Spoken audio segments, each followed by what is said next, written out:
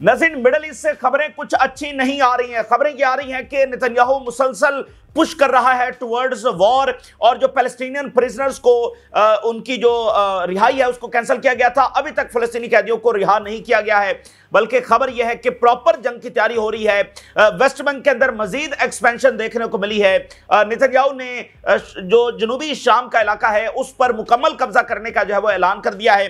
तो ये ताज़ा तरीन सूरत हाल क्या है गजा जंगबंदी के हवाले से, वेस्ट बैंक के हवाले से, ये आपके सामने रखेंगे। और लेबनान के अंदर एक हिस्टोरिक डे था जो रेजिस्टेंस ने अपनी पावर का मुजाहरा किया है, उसने पूरे रीजन को एक दफा जो है उसके कान खड़े कर दिए। और जो रेजिस्टेंस को खत्म करने के प्लान्स कर रहे थे या ख्वाब बनाकर बैठे हुए थे, ये मंसूबे बनाकर बैठे हुए थे, उनको जो है ना पूरी तरह से समझ आई है कि रेजिस्टेंस को खत्म नहीं किया जा सकता है, क्योंकि रेजिस्टेंस कुछ भी नहीं है, वो लोग हैं। रेजिस्टेंस दरअसल लोग हैं लेबनान के, शाम के और बाकी इस रीजन के, यानी रेजिस्टेंस लोगों से है, तो लोगों को तो खत्म नहीं किया जा सकता है। तो एक बहुत बड़ा मुजाहरा वहां पर किया गया है। बताया जा रहा है कि 1.4 मिलियन पीपल हसन नसरुल्लाह और सफीउद्दीन के जनाजे के ऊपर मौजूद है। 1.4 मिलियन, ऐसा हिस्टोरिक जो फ्यूनरल है वो आज से पहले नहीं देखा गया। तो भरपूर ताकत का मुजाहरा वहां पर किया गया है। $53 बिलियन गजा के लिए एस्टिमेट लगाया जा रहा है। लेकिन अब साथ सूरत हाल यह है कि उधर तो ये एस्टिमेट लगाया जा रहा है और इसकी तैयारी भी की जा रही है, लेकिन यहां से तो जंग की तैयारी हो रही है। रीबिल्ड तो तब होगा ना जब मुआहिदा आगे बढ़ेगा, लेकिन यहां तो जंग छिड़ने जा रही है।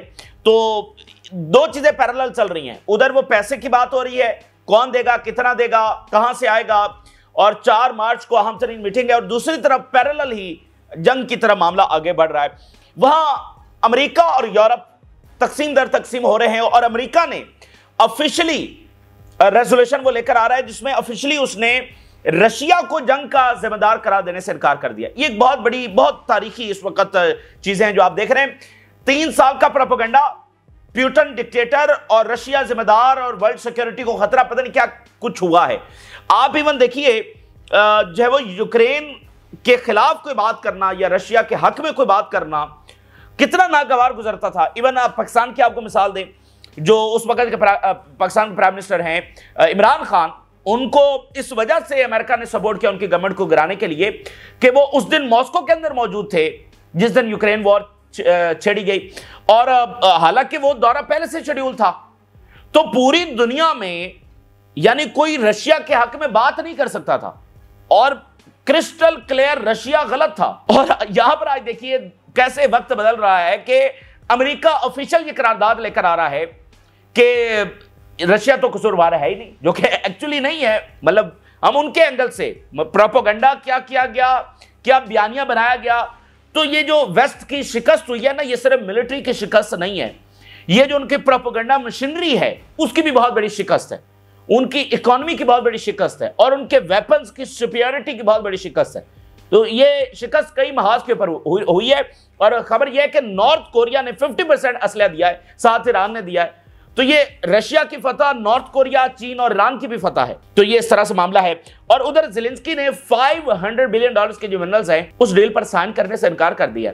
हालांकि खबरें ये आ रही थी कि चंद घंटों में वो साइन कर सकता है, लेकिन अभी ज़ेलेंस्की ने इंटरव्यू देते हुए इस डील को साइन करने से इनकार कर दिया है। जिसके बाद यानी आप जानते हैं कि अमेरिका ये डील साइन करवाने के लिए कुछ भी कर सकता है। तो ज़ेलेंस्की इस वक्त शदीद अंडर थ्रेट आ चुके हैं, जहां दो ताकतों के दरमियान वो पिस गए हैं। रशिया के साथ उसकी जंग हो रही है, दूसरी तरफ से अमेरिका अब ज़ेलेंस्की के दर पे हो गया है, और दरमियान में यूरोप उसको समझ नहीं आ रही कि वो क्या करे। तो $500 बिलियन से इनकार कर दिया। और अमेरिका हर सूरत में, जो कि एक ऐसी बात है कि तारीख में इसकी कोई मिसाल नहीं मिलती कि अपने इत्तेहादी के वसाइल लेना, तो ये तो बहरहाल एक हिस्ट्री में लिखा जाएगा। लेकिन हम जो हो रहा है वो आपके सामने रख रहे हैं। तो ज़ेलेंस्की के सामने इनकार कर दिया है, और अमेरिका इस वक्त शदीद गुस्से में है। कोई भी इकदाम जो है वो उठाया जा सकता है। तमाम जो तफसीलात है आपके साथ शेयर करेंगे। नाज़रीन, मिडल ईस्ट से, गजा से आगाज करते हैं, और खबरें जो आ रही हैं कि जंगी सूरत हाल की तरह मामला जा रहा है, और 2 हफ्तों के अंदर अंदर जंग दोबारा से शुरू हो सकती है। एक एक खबर जो इस वक्त आ रही है मैं आपके साथ शेयर करता हूं। नाज़रीन, जो फलस्तीनी कैदियों की रिहाई रोकी गई है उसकी क्या वजह है, ये अब मैं आपके सामने रखता हूं। इस वक्त इजराइल जंग छेड़ने की तैयारी कर चुका है, लेकिन होगा कैसे? कोशिश यह है कि जो पहला फेज है उसको एक्सटेंड किया जाए। पहला फेज तो खत्म हो रहा है 2-4 दिनों के अंदर, 5 दिनों के अंदर।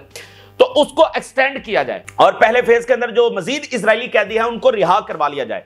तो 2 हफ्ते तक ये एक्सचेंज राउंड चलता रहेगा, उसमें मजीद इजरायली कैदी जो है ऑलमोस्ट तमाम रिमेनिंग इजरायली कैदी उनको रिहा करवा लिया जाएगा, जिससे नेतन्याहू के ऊपर प्रेशर कम हो जाएगा और उसके बाद जो है वो इजराइल हमला कर देगा। ये इस वक्त बुनियादी प्लानिंग है। अब इसमें रेजिस्टेंस जो है वो इस बात को मानेगी नहीं मानेगी वो एक अलग चीज है, ये इजराइल की प्लानिंग है। और पहले फेज को एक्सटेंड करवाना क्यों जरूरी है, यानी टाइम तो उतना लगेगा, बिलफर्ज अगर दूसरा फेज शुरू हो जाता है तो टाइम तो वही है, मसला तो फर्स्ट फेज और सेकंड फेज का। तो चूंकि जो अगला फेज है उसके एंड के ऊपर कंप्लीट विड्रॉल है इसराइल का, तो इसलिए वो दूसरे फेज में नहीं जाना चाहते। क्योंकि एक बात ध्यान में रखें, ये जो इंटरनेशनल ट्रीटीज होते हैं ना, इसकी खिलाफ वर्जी करना कोई इतना आसान काम नहीं होता, ठीक है। तो जब वो कमिट कर लेंगे मुकम्मल जंगबंदी, तो फिर ये इतना आसान नहीं होगा फौरी जंग छेड़ना। तो इसलिए वो पहले फेज को चालाकी के साथ ये करना चाह रहे हैं। जो विटकॉफ है स्पेशल इन्वॉय मिडल ईस्ट का ट्रंप का, और वो पहुंच रहा है। और जरा देखिए 2-3 हेडलाइंस देखिए। US envoy Witkoff arrives in the region Wednesday in bid to extend first phase of the exchange। First phase की जरूरत क्या है भाई, दूसरा फेज शुरू करें, दूसरे के अंदर भी सारे इजरायली कैदी छूट जाएंगे भाई, कैदी छुड़वाना मकसद है ना, तो दूसरे के अंदर भी छूट जाएंगे। इवन रेजिस्टेंस जो है वो एकदम सारे छोड़ने के लिए तैयार है, वो कह रहे हैं एकदम हम सारे छोड़ते हैं, उधर से इजराइल सारे फलस्तीनी कैदी छोड़े और साथ ही इजराइल परमानेंट विड्रॉल करे, परमानेंट सीजफायर का अनाउंस करे और रीबिल्डिंग जो है वो शुरू हो जाए। तो लेकिन उनका मकसद चूंकि जंग छेड़ना है, तो इसके लिए वो सारी टेक्निकल चीजों से खेल रहे हैं। The decision to halt the release of 600 Palestinian prisoners is an attempt to reshape the rules of the games with Hamas. अब ये क्या है, ये एक 600 फलस्तीनी कैदियों की रिहाई को रोककर अटेम्प्ट है। इजराइल मुकम्मल श्योर नहीं है कि उसका प्लान वर्क करेगा, एक अटेम्प्ट है हमास को प्रेशराइज करने की कि जो रूल्स ऑफ द गेम है, यानी जो एग्रीमेंट की शराइत है उनको बदला जाए और उसको पहले फेज जो 42 डेज का है उसको मजीद एक्सटेंड किया जाए और बाकी रिमेनिंग तमाम जो इजरायली कैदी हैं उनको छुड़वाया जा सके। ये उसका प्लान है, जो कि हमास इसके ऊपर क्यों एग्री होगी जब उनको भी नजर आ रहा है कि इजराइल का एक्चुअल प्लान ये है। तो इजरायली मीडिया के मुताबिक 2 हफ्तों के बाद नेतन्याहू जो है वो हमला कर देगा। अगर पहला फेज एक्सटेंड होता है तब भी, अगर नहीं होता तब भी। इंतजार ये किया जा रहा है कि ये जो मौजूदा आर्मी चीफ इस वक्त है, ये तो रिटायर होने जा रहा है मार्च के पहले वीक के अंदर, तो अगला जो आर्मी चीफ है जिसको नेतन्याहू ने खास तौर पर लगाया, उसका सिर्फ इंतजार किया जा रहा है। मार्च के पहले वीक के अंदर वो आ जाएगा, उसके बाद नेतन्याहू हमला कर देगा। ये इजरायली मीडिया की खबर है, हमारी नहीं है। If Hamas refuses to give in, fighting is expected to resume in 2 weeks with Eyal Zamir taking over as chief of staff. अगर हमास ने मुकम्मल सरेंडर नहीं किया, जो वो अजीबो गरीब मंतक पेश कर रहे हैं कि हमास सरेंडर कर दे और छोड़ दे, ये कर दे वो कर दे, तो नेतन्याहू हमला कर देगा। अब जारी बात है भाई, हमास ने क्या सरेंडर करना है। तो 2 वीक्स सिर्फ रह गए हैं और नए आर्मी चीफ का इंतजार है नेतन्याहू को। उसके बाद जो है वो इजरायली मीडिया के मुताबिक हमला हो जाएगा। तो 2 वीक में सिर्फ नेतन्याहू ये चाहता है कि अगर कैदी सारे छूट जाए इजरायली, तो फिर नेतन्याहू के ऊपर जो अंदरूनी प्रेशर है वो कम हो सकता है, जो मुजाहरे होते रहते हैं, और इसको वो as a sign of victory भी बताएगा कि देखो मैं सारे कैदी वापस ले आया हूं। तो ये बुनियादी चीज है।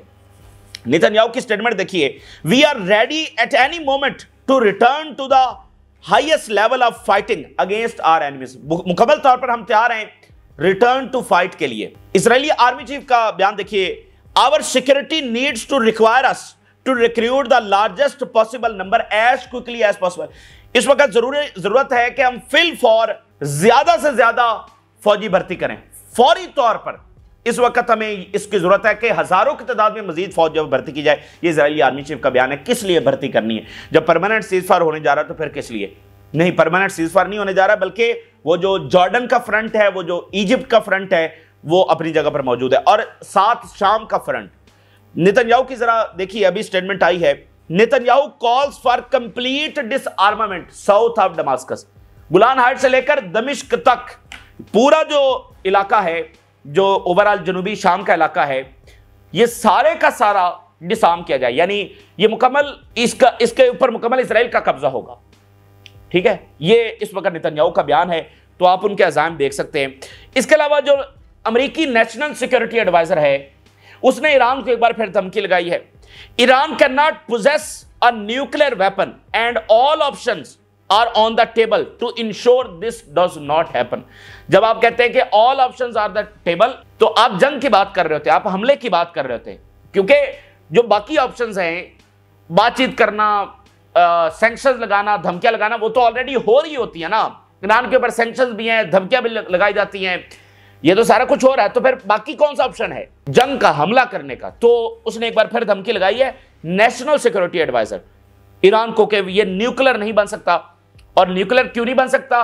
क्योंकि ईरान फिर नाकाबिले तस्खीर हो जाएगा, फिर ईरान के ऊपर हमला नहीं किया जा सकता, फिर ईरान को सबड्यू नहीं किया जा सकता, जो कि अब भी उस तरह से तो सबड्यू नहीं है, लेकिन उसको बिल्कुल प्रेशराइज नहीं किया जा सकता। ठीक है, तो जैसे मार्को रूबियो ने खुद कहा था कि ईरान फिर बालातर हो जाएगा किसी भी एक्शन से, किसी भी सैंक्शन से, किसी भी प्रेशर से, उसके खिलाफ फिर कुछ भी नहीं हो सकता। तो इसलिए वो कह रहे हैं कि न्यूक्लियर हम नहीं बनने देंगे। दूसरी तरफ आप देखिए कि वेस्ट बैंक के हवाले से क्या खबर सामने आ रही है।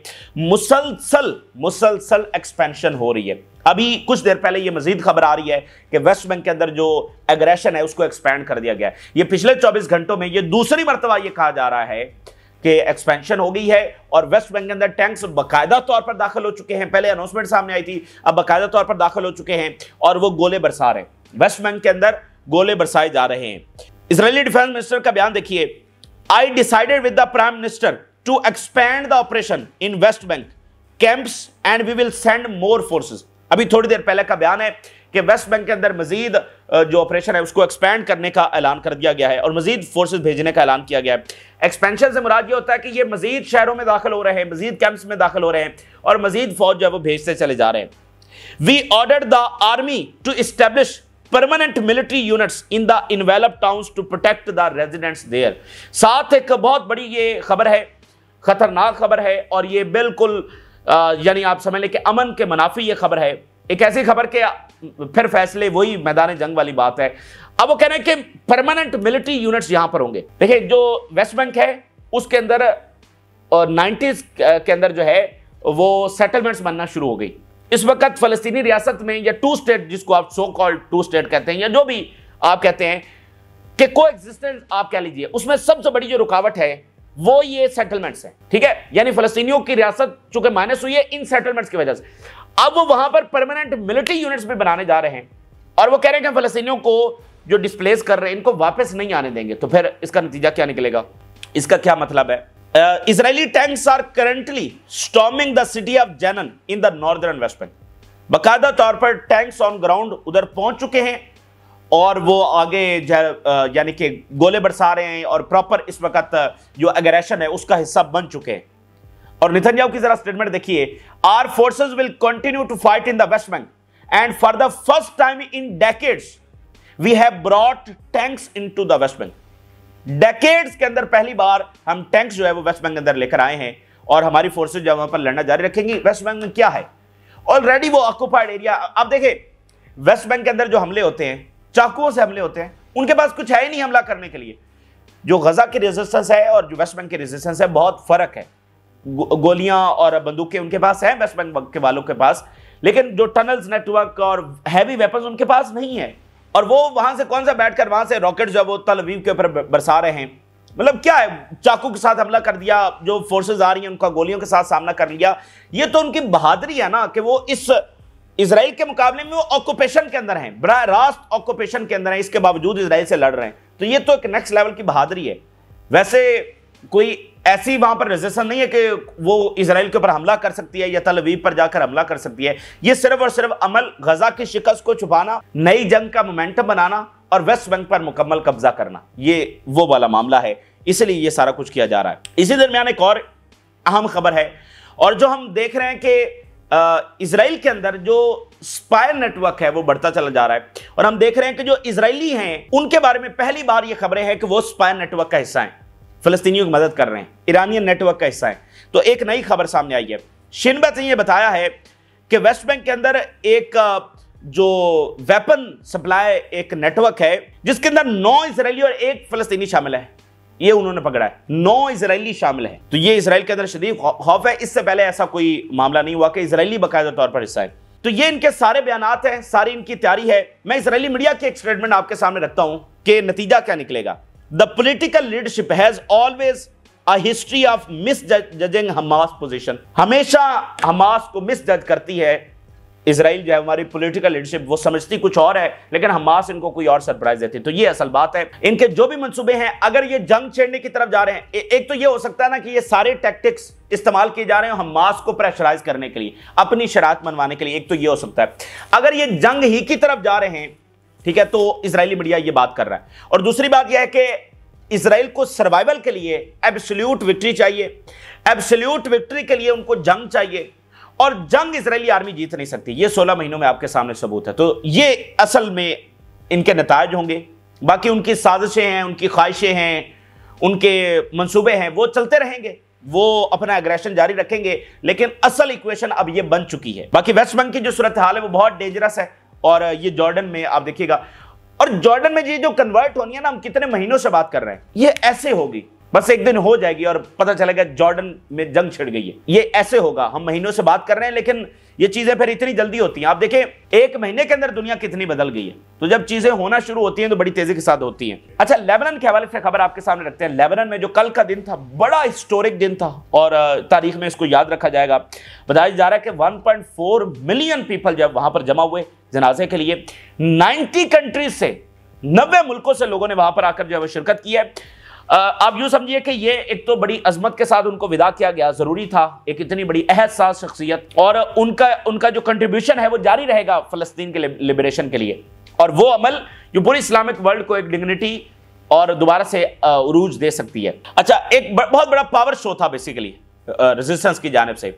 आप यूं समझिए कि उन्होंने अपने जंगी तारे, अपने वॉरशिप्स, अपने बैलिस्टिक मिसाइल और अपनी न्यूक्लियर टेक्नोलॉजी, इसका मुजाहरा किया। जो 1.4 मिलियन लोग वहां पर जमा हुए हैं, ये उनकी इसी तरह की ताकत का मुजाहरा था। क्योंकि जो रेजिस्टेंस है वो लोगों के बगैर नहीं होती। तो उन्होंने बताया कि लोग उनके साथ खड़े।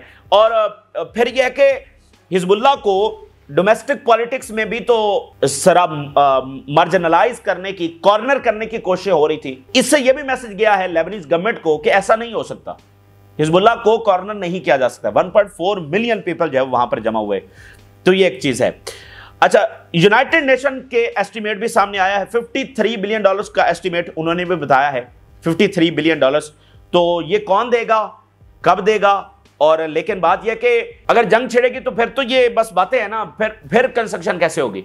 और दूसरी तरफ नेतन्याहू इसलिए जंग चाहता है, अगर रिकंस्ट्रक्शन शुरू हो गई तो फिर तो मामला आगे फलस्तीनी रियासत की तरफ चला जाएगा। भाई, रिकंस्ट्रक्शन ऐसे नहीं होनी कि कल को इजराइल को इजाजत दे दी जाए कि अच्छा रिकंस्ट्रक्शन हो जाए और 2 साल के बाद इजराइल फिर बमबारी करके सब मलिया मेट कर दे। नहीं, ऐसे नहीं होगी रिकंस्ट्रक्शन। वो तो बाकायदा गारंटीज होंगी, उसमें तय किया जाएगा कि आगे मामला फलस्तीनी रियासत की तरफ जाएगा। इवन हमास कह रही कि हम हथियार छोड़ने के लिए तैयार हैं, नई आर्मी बने, रियासत बने, एक कोalition गवर्नमेंट, सब मिलकर हम बनाएंगे, हुकूमत बनाएंगे, हम हथियार डालने के लिए तैयार हैं, हम तो फलस्तीनी रियासत के लिए लड़ रहे हैं। तो फिर इजराइल के पास कोई गुंजाइश नहीं रहेगी। वो तो इस तरह रिकंस्ट्रक्शन होगी। तो इसलिए नेतन्याहू उसकी तरफ जाने की बजाय वो डिसरप्शन चाह रहा है कि ना ये रिकंस्ट्रक्शन हो और वो मुकम्मल तौर पर जब वो कब्जा करे। तो ये एक बात है। दूसरी तरफ नॉर्थ कोरिया के हवाले से खबर ये है, 50% जो रशिया ने असलहा इस्तेमाल किया है, आज उसके स्टैट्स आए हैं कि वो नॉर्थ कोरिया से आया, 50% ऑफ द वेपन्स। तो ये नॉर्थ कोरिया, ईरान, चीन, अगर ये ना होते तो रशिया ये जंग नहीं जीत सकता था। अब याद करें, अफगानिस्तान, डेफिनेटली वहां पर मामलात कुछ और थे, जियोग्राफिकल और ये फर्क था, लेकिन वो उस वक्त का सोवियत यूनियन था इतना ताकतवर। अफगानिस्तान में क्यों हारा? क्योंकि उसके साथ चाइना नहीं था। चाइना नहीं था सोवियत यूनियन, उस वक्त का सोवियत यूनियन, वो तो और पावरफुल था। तो यहां पर अगर चाइना, नॉर्थ कोरिया, खास तौर पर चाइना, अगर ये रशिया के साथ ना होता तो रशिया नहीं जीत सकता था। सिर्फ अगर चाइना एनर्जी खरीदने से इनकार कर देता तो रशिया का रेवेन्यू कहां से आना था? भाई, सारी बात ही रेवेन्यू के ऊपर, तो कहां से आता? आ ही नहीं सकता अगर चीन, और चीन को धमकाया गया, लेकिन चीन ने प्रेशर बर्दाश्त किया और वो ऑयल और गैस खरीदते रहे। उससे चीन को फायदा यह हुआ कि उनकी इंडस्ट्री ने और ग्रो किया, और यूरोप को डबल नुकसान हुआ कि चीन की इंडस्ट्री और ग्रो कर गई और यूरोप की इंडस्ट्री और जबरदस्त हो गई। और ये जो धचका है ना इनको, ये अब नजर आ रहा है कि वो कैसे बाकायदा कोलैप्स की तरफ चले गए। यानी जो पैसे उन्होंने दिए, नुकसान को इस हालत में काउंट ना करें। असल जो उनका नुकसान हुआ है ना कि चाइना की, इंडिया की, बाकी मालिक की जो इंडस्ट्री ग्रो कर गई है, खासतौर पर चाइना की, तो इनकी इंडस्ट्री को जो धचका लगा है, असल नुकसान उनका ये है। इसके साथ ज़ेलेंस्की के हवाले से खबर यह है कि ज़ेलेंस्की ने कहा है कि मैं तो कोई $500 बिलियन की डील नहीं करने जा रहा हूं, कोई मिनरल्स जो है वो इनको नहीं देने जा रहा हूं। और उसने कहा कि हमें तो $100 बिलियन दिए गए थे और बाइडेन ने कहा था ये एड है, लोन नहीं है। तो सवाल ही पैदा नहीं होता कि मैं पैसे वापस करूं। What I know is that what we received from Washington is $100 billion and I do not know where the number of $500 billion came from. पता नहीं ये ट्रंप को क्या सूझी है और वो किस अंदाज में $500 बिलियन की बात कर रहा है। हमने तो कोई $500 बिलियन नहीं दे, $100 बिलियन की बात थी, वो एड थी, लोन नहीं था। तो अगर लेने हैं तो वही लिए जा सकते हैं, लेकिन $500 बिलियन वाली कोई बात नहीं है और कोई डील शील में नहीं कर रहा, कोई साइन नहीं करने जा रहा। अब अमेरिका तो वो तो कह रहा है कि हम स्टारलिंक काट देंगे, इस हद तक, मतलब आखिरी हद तक वो प्रेशराइज कर रहा है। ज़ेलेंस्की की जान को भी खतरा है और अब उसने अमेरिका को रिजेक्ट कर दिया है। यूरोप बचा नहीं सकता यूक्रेन को। एक तरफ रशिया से मामला है, अब अमेरिका के साथ यानी ज़ेलेंस्की की टक्कर हो गई है। तो अमेरिका, आपको पता है, फिर उसकी पूरी हिस्ट्री बताने की जरूरत नहीं है कि अमेरिका कुछ भी कर सकता है। तो अब ये देखिए, एक होता है जंग का बंद होना, भाई यूरोप आया, अमेरिका आया, उन्होंने मिलजुल कर बात की है, जंग बंद हो गई है। यहां पर कुछ और ही फिर अल्टीमेटली नतीजा निकलेगा, यानी जो कुछ है यूक्रेन के पास शायद वो भी जा सकता है या बहुत भयानक सूरत हाल बन सकती है। क्योंकि जिस तरह ये हो रहा है, मतलब आप देखें ना कि अमेरिका कह रहा है कि भाई हमें इतने दो, इतने पैसे, इतने वसाइल, तो आगे से ज़ेलेंस्की कह रहा है कि नहीं दूंगा। तो अमेरिका तो अपने वो लेगा, जो भी उसका मामला है वो तो उसको पूरा करने के लिए जाएगा, उसको कुछ भी करना पड़े। तो फिर इसका नतीजा क्या निकलेगा। दूसरी तरफ अमेरिका जो है वो यूएन के अंदर रेजोल्यूशन लेकर आ रहा है और उसमें उस रेजोल्यूशन के अंदर उसने रशिया को कसूरवार ठहराने से इनकार कर दिया है। हालांकि सारी दुनिया जानती है कि रशिया कसूरवार नहीं है, लेकिन 3 साल तो यही बताया जाता रहा। और मैंने आपको बताया कि पूरी दुनिया के ऊपर एक था कि भाई वो यूक्रेन के खिलाफ बात नहीं कर सकते। आप देखें, इंडिया के प्राइम मिनिस्टर प्यूटन से मिलने गए तो उनको किस तरह से कहा गया कि अब ज़ेलेंस्की से भी मिलना पड़ेगा, और प्यूटन को जो है वो जफ्फी क्यों डाली, तो उनको वो जाकर ट्रेन में सफर करके ज़ेलेंस्की को जफ्फी डालना पड़ी। तो ये तो होता रहा है और अब वो खुद ही कह रहे हैं कि नहीं, रशिया कसूरवार ही नहीं था। और यूरोप अलग रेजोल्यूशन लेकर आ रहा है, उसमें वो रशिया को कसूरवार कह रहा है। तो अब वो आपस में लड़ रहे हैं कि वो कह रहा है कसूरवार है, वो कह रहा है नहीं है। और अमेरिकन जो कंपनीज हैं वो लौट रही हैं रशिया। अमेरिकन कंपनीज रशिया के अंदर लौट सकती है जो ही सैंक्शंस खत्म होंगी। और रशिया का ऑयल फौरी तौर पर आलमी मंडी में अगर आता है तो वो प्राइसेस के हवाले से भी हम आपको बता चुके हैं। तो ये इस वक्त की सूरत हाल है जो आपके साथ शेयर की। आप अपने राय जरूर आगाह करें। जिन लोगों ने चैनल को सब्सक्राइब नहीं किया उनसे रिक्वेस्ट करेंगे कि चैनल को जरूर सब्सक्राइब कर लें ताकि हर आने वाली वीडियो आप तक पहुंच सके। इजाज़त, अल्लाह हाफ़िज़।